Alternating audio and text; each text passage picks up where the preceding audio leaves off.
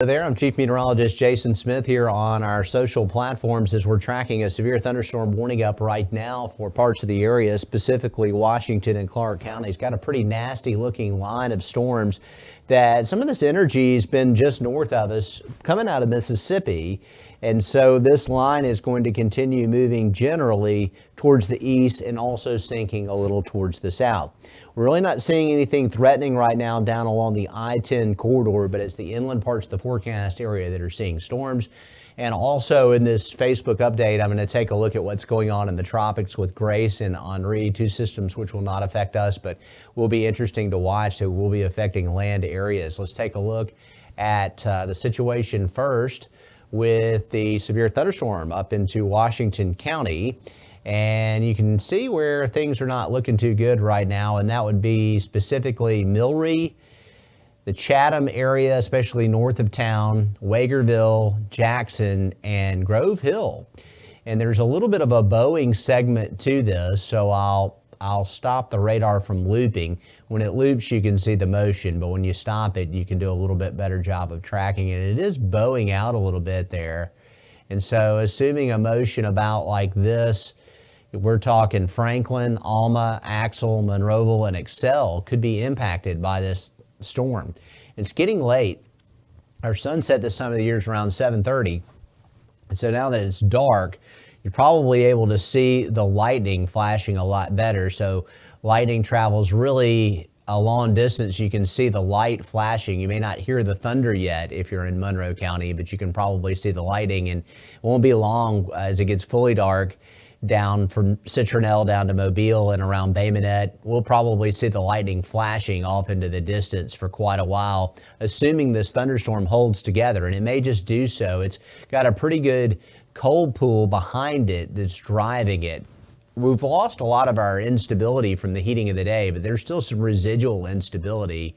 And the difference in the temperature gradient for the cool pool that's pushing this, and then the storm, and then the heat still ahead of it, is it's still very sticky outside right now, likely to be enough for this thing to hang in there for a while longer. We've had some flash flood warnings for counties to the west of us that are outside our forecast area. Right now, the severe thunderstorm warning is in effect until 8:30 for Clarke and Washington counties.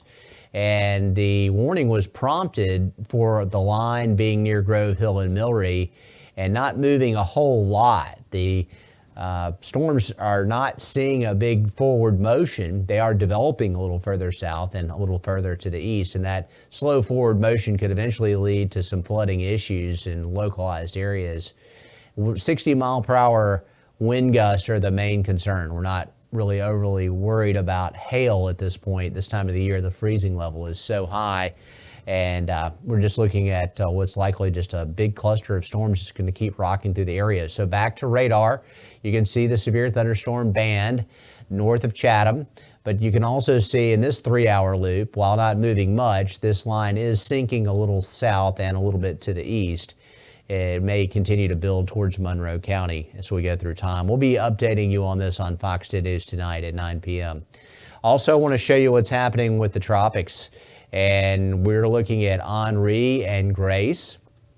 And these two systems are both issues for land areas potentially. We'll start out with Grace. And Grace hit the Yucatan Peninsula today as a Category 1 hurricane. Made landfall just before 5 a.m. near Tulum, south of Cozumel.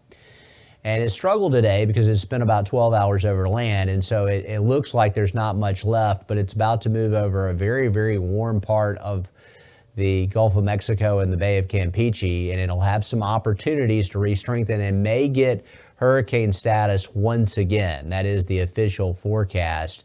And we'll look at that. Here is the specific forecast on this system. It's going west and then west-southwest, so it's not coming here.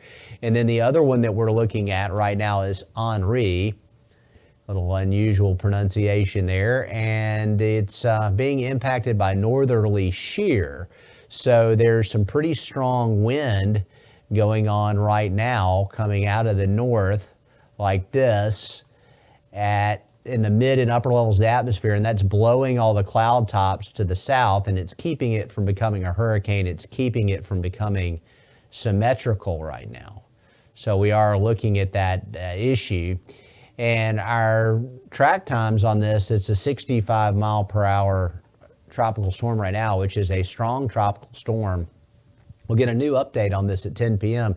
This one, the bottom line is it's going to be a close call for the New England states.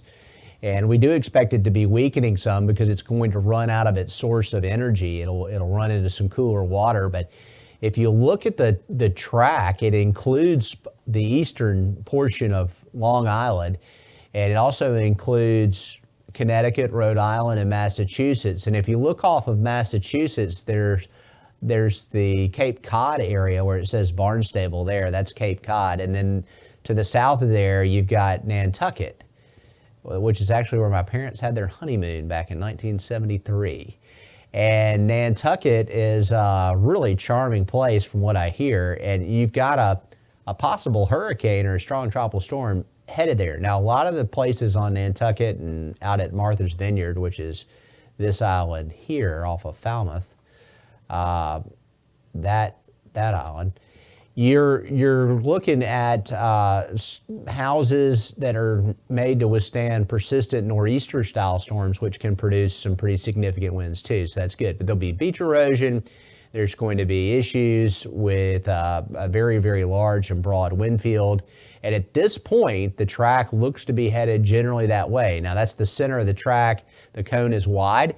It could be even a little to the left of this, and it could be a problem for places like Boston and some of the other communities up that way in cities. So very highly populated part of the world, not a great situation there. So we're keeping an eye on that. There is some dust moving off of Africa, which will be keeping a little lid on some of the tropical development in the short term over the central Atlantic. It's not going to last forever, but as this dust moves across, sometimes we see a little downward trend in activity. But you know, the most impressive part and the most active part of the tropical season is only a few weeks away, and we're really there now. As you look at it, late August is a time where it's really a good likelihood of seeing a lot of tropical activity. September is our peak month, so not good. We're not wanting any kind of tropical activity, but the worst of it's still technically ahead of us as far as the time of the year when we see some of the strongest hurricanes and the most number of storms. 34% of all tropical storms and hurricanes form in the month of September. And we normally start to see things get quiet here about the third week in October, or the fourth week in October, and that's kind of the end of the season for us once the Gulf starts to cool off. So severe thunderstorm warning right now for Washington and Clarke. We'll keep an eye on that.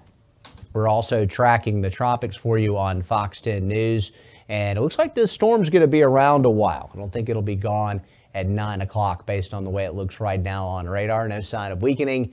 I'll have your complete forecast coming up on Fox 10 News at 9 p.m.